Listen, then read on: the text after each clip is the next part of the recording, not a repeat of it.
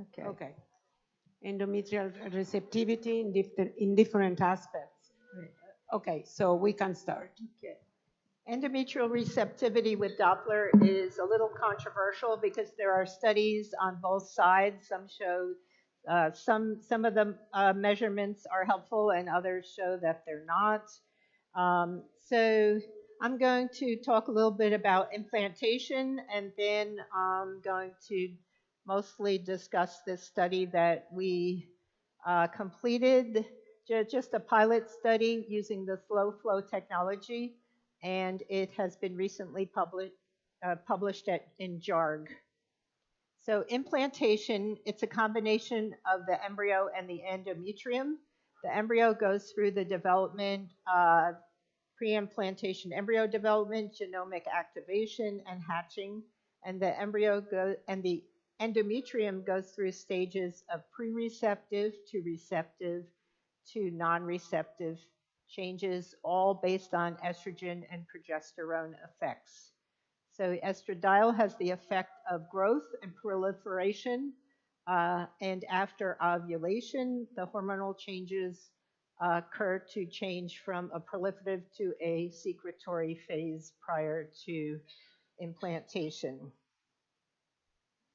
So the window of implantation in a natural cycle is somewhere between day 20 and 24.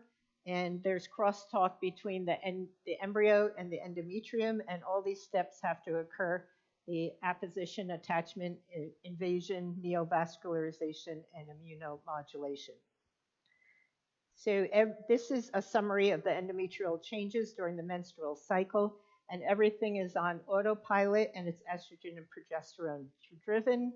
So the embryo enters the cavity around 96 hours. Then you have the window of implantation, and then you have invasion into the stroma and the endothelium. And you go from pre-receptive, receptive to refractory. So there are markers for endometrial receptivity. It includes clinical markers.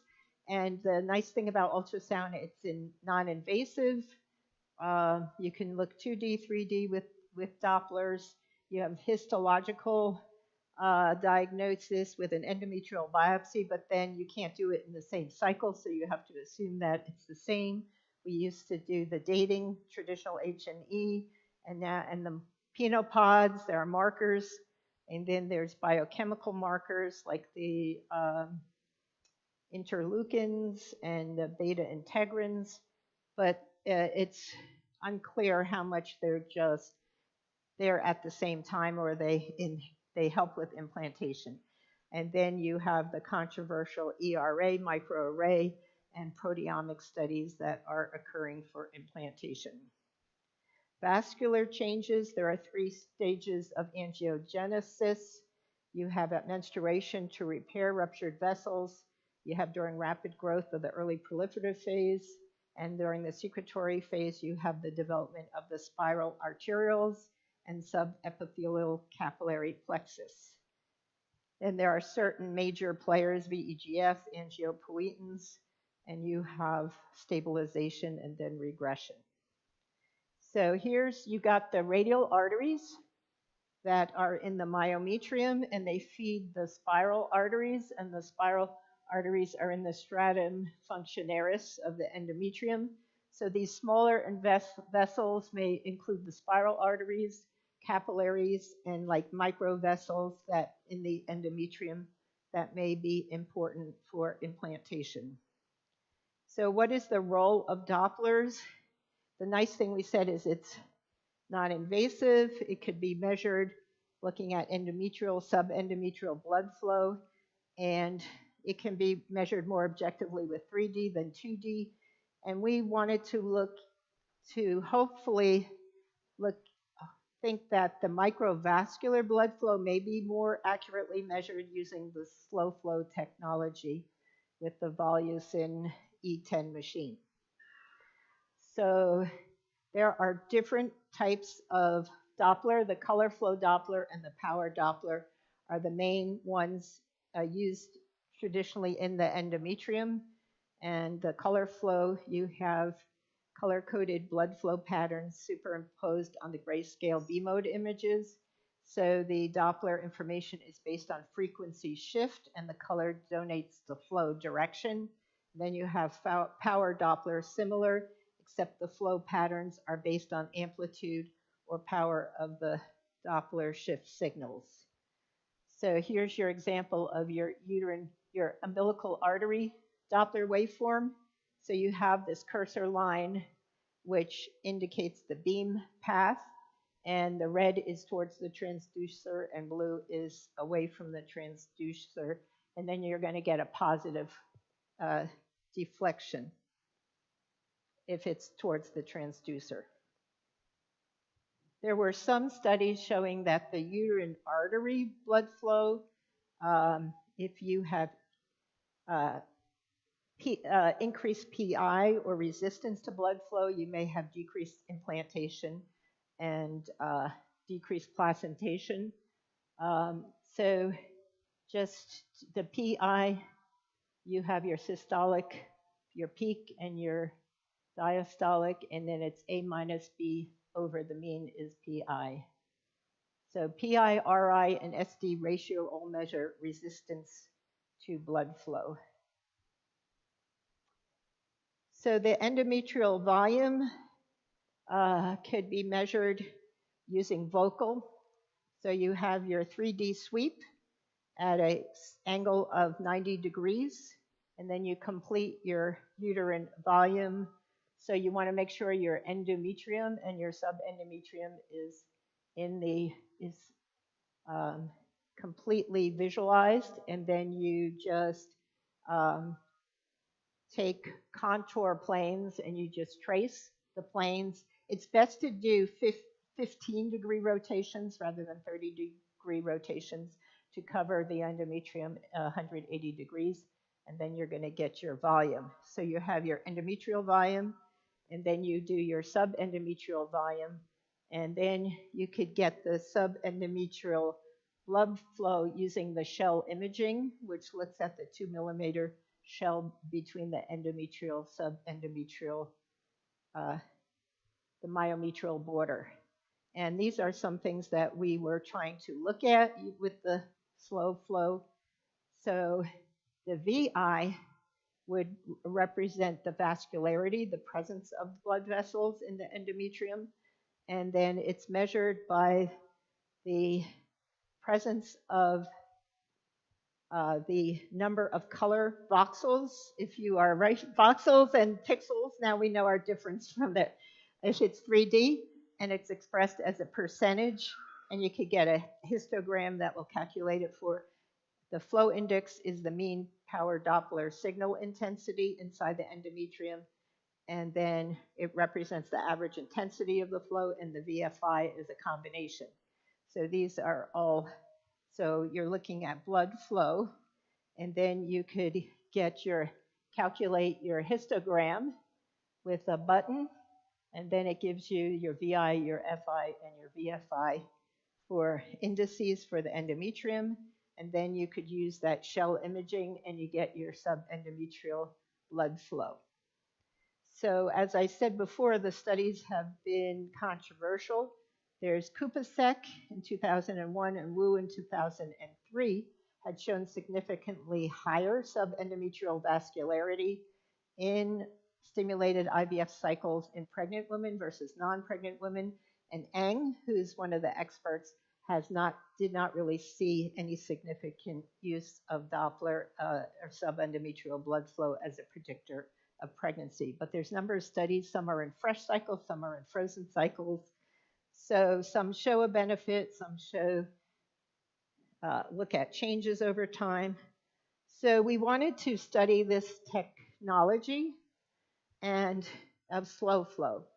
So the advantage is that it could measure the low velocity vascular flow in the small arterioles, the microvessels, which would be in the endometrium, and the capillaries, or we're looking at the vessels that feed the endometrium, and you can compare the endometrium and the subendometrium. And the new technology It uses a smart filter, so it allows it to differentiate between a motion artifact from the low velocity signal within, and it's been used in studies in OB with liver, fetal tongue, and renal parenchyma and placenta. And at the time, we were the first to look at this in endometrium with IVF. So we started with a pilot study of 99 women, and we wanted to look in frozen embryo transfer cycles because that's become a big shift and very popular in the US. So we thought that maybe it's better to look at 3 different time points than just look at one time point, because some of the studies showed differences in one time point and not at others, or to look at trends. So we did it all in frozen embryo transfer cycles and in hormonal prepared cycles. So we included all the women under 40 who had an IVF stimulation and a normal uterine cavity within 6 months and a single embryo transfer of a good quality blast.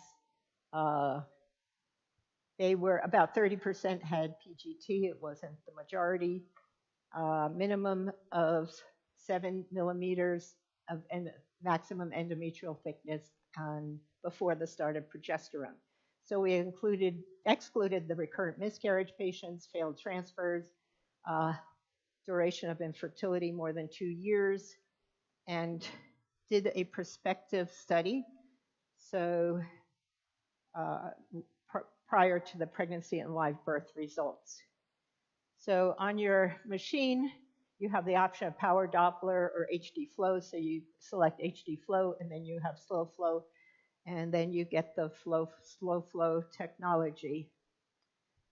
So as everyone's familiar, this is a receptive endometrium with the nice thickness of 9.8 millimeters and the trilaminar pattern. So our protocol that we did, it's a step-up protocol with estradiol patches. So we start with 0.2 every other day, then we increase to 0.3, increase to 0.4 right before day 14 if it met the criteria. Then we started intramuscular progesterone 50 a day, and we looked at 3 time points. We looked at the day of progesterone start, the day of transfer, and then the day of the pregnancy test, which was 11 days post-transfer. So then it goes to a post-progesterone secretory endometrium. So I can't wait for the next talk because I'm curious about looking at the uterine contractions at this point, and we didn't look at it in this study, but lately we've been looking for uterine contractility and giving additional progesterone if you have increased contractility. So here's an example of what we see. So we have so we set constant. You have to with Doppler, you have to have consistent settings. So you have to set the machine.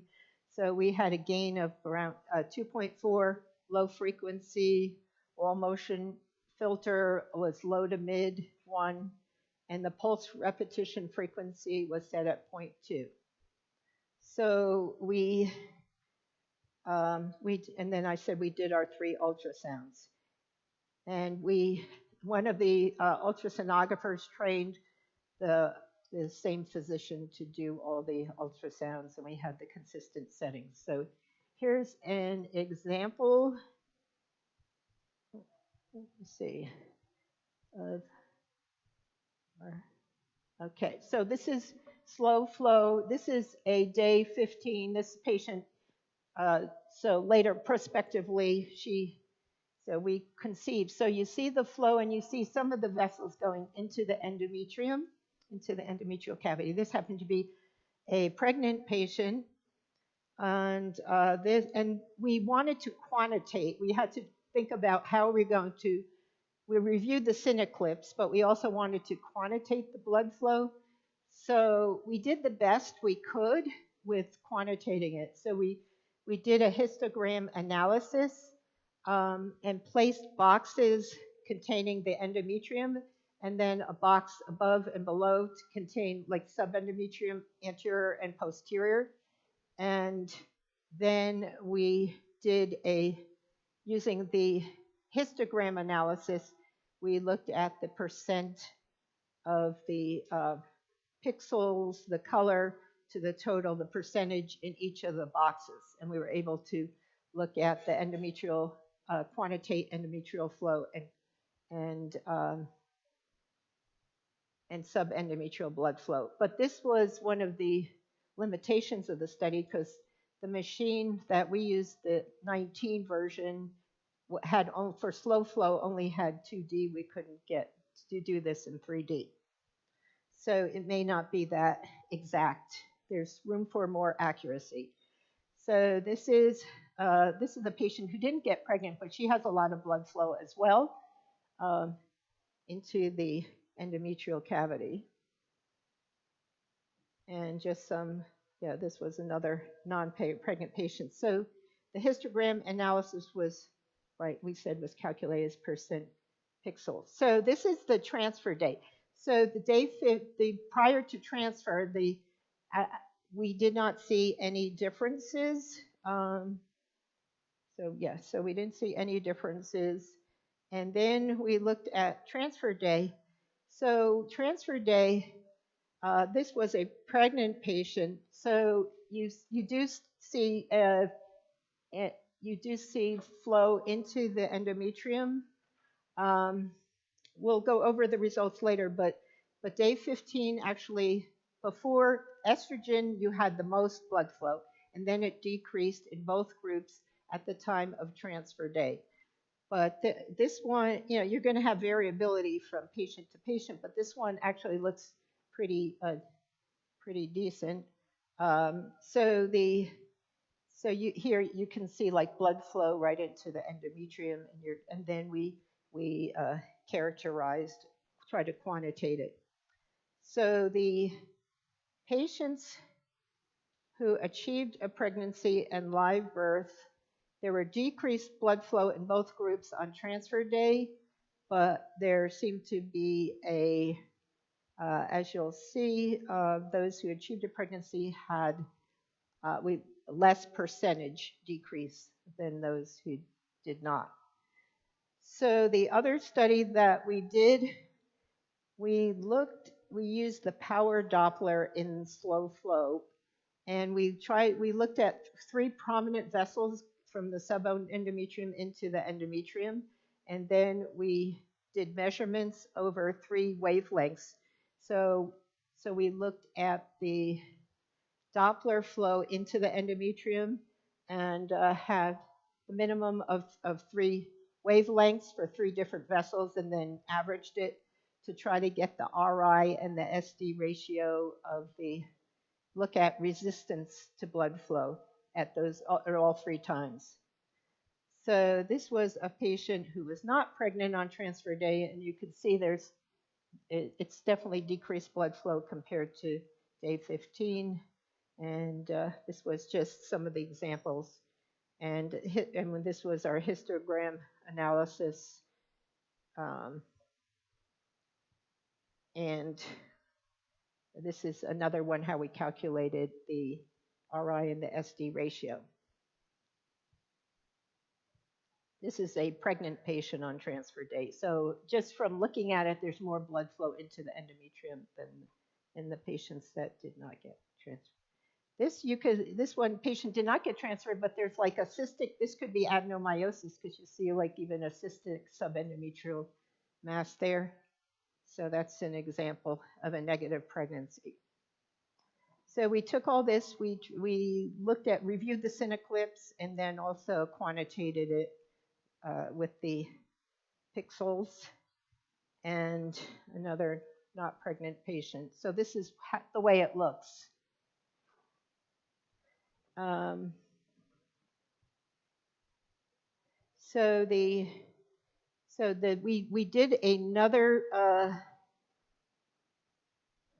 scan the day and measurements the day of the pregnancy test.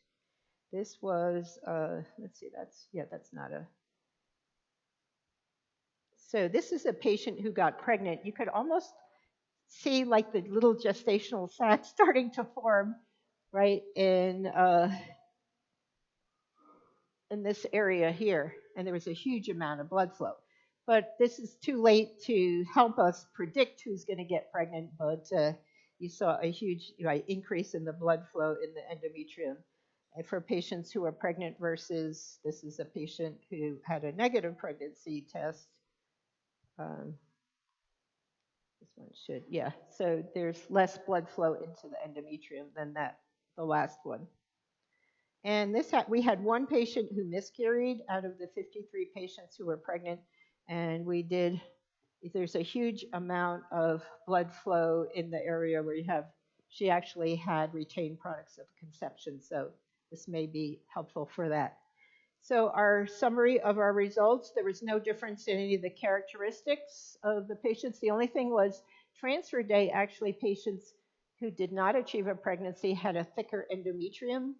And that may be consistent with the literature showing that it's good to have contraction, a decrease in the thickness of the endometrium when you start progesterone, and it may be a good thing, but it was not really clinically significant. Everything else, all the other parameters, the hormones, the age, BMI, they were the same.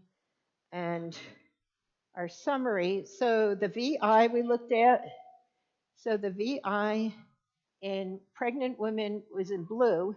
So the VI really did not change significantly, really, from day 15 to transfer day. And then it stayed higher in pregnant women, while in non-pregnant women, it decreased transfer day and it continued to decrease, even though you look at the trends, the absolute differences, because there was a wide range, it was not significant except for the transfer plus 11. And the slow flow results, so again, we didn't see differences between pregnant and non-pregnant patients, except for the percentage decrease. So we looked at the percentage decrease within the same patient and the mean percentage decrease. So in non-pregnant women, you had a 41% mean decrease in the slow flow, versus 27% decrease in the pregnant women, and that was statistically significant, 0.04. And higher numbers of pregnant women had 20% or less of a decrease, while than in the non-pregnant women. And there were like 9 women who had like almost no blood flow in the non-pregnant group on transfer day. So subendometrial changes were not different. The surprising thing was that actually when we looked at the RI and the SD ratios, it was a little bit higher significantly in on transfer day in the pregnant group. So that's kind of the opposite of what you would think may be expected. So it's preliminary. It's interesting theory. It could be improved on, but we did see trends, and it was consistent with the literature where you have the highest blood flow on day 15, and then it decreased in transfer day. And we saw a less percentage decrease in the patients who got pregnant. The thing, though, is for pregnancy and live birth rates, there's so many other factors involved with pregnancy and live birth that you really need a lot more patience, and euploid embryos would be ideal. So And then on day 11, the changes in blood flow may be more related to positive implantation than a predictor of positive implantation. So we're thinking about if you have ideas about the use of slow flow, it may be interesting to look at maybe intrauterine adhesions may have decreased flow, polyps may have increased flow. This resistance to blood flow on transfer day may be related to maybe there's a larger gradient between the flow from the myometrium to it may be a positive thing. And can it be used maybe with the use of AI? Can it help us with a pattern of maximal receptivity? And do you use any blood flow studies as non-invasive ways to look to predict implantation and possibly cancel the transfer if it's not receptive? So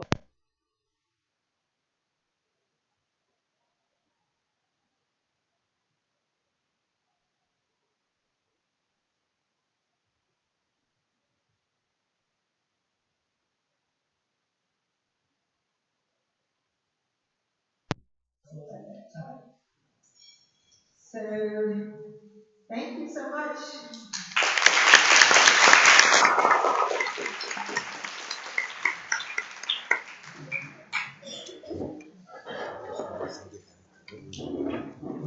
Thank you very much. Laura, this was a very, very interesting study, and I think using 3D with slow flow will help us get more significant results. So thank you.